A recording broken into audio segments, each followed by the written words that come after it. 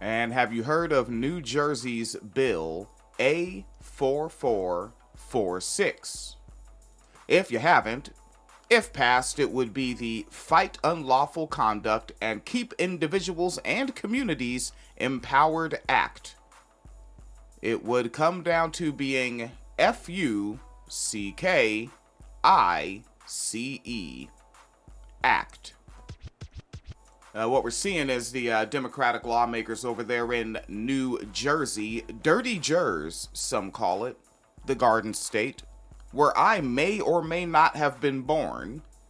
I may have been born there. It may also be where my mother gave birth to me. Figure out which one you think it is. Right, so, over there in New Jersey, there's a flurry of proposals, as they tell me on NJ.com, against the Republican administration. It's claimed to be an immigration crackdown, but I don't think that's what they're doing. And this bill seems to be one that may gain some traction, gain some attention. I don't know if it will pass. I don't know. It's all up in the air.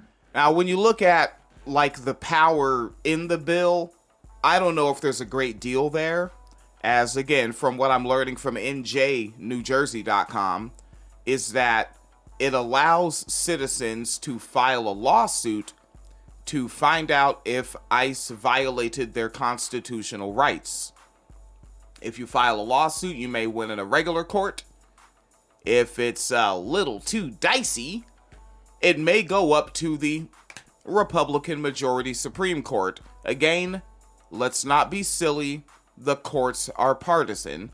That's why we care who's in office to select the judges.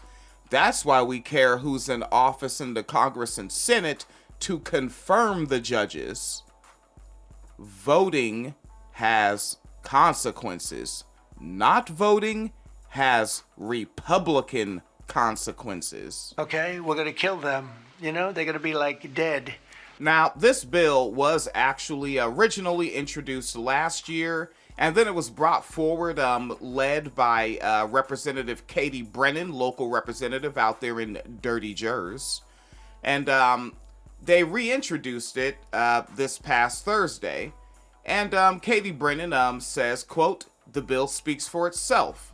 As much as I'd love to lean into every unbecoming and unladylike comment I've gotten from my Republican colleagues and say the name was my idea, all credit there goes to Representative McCurgy."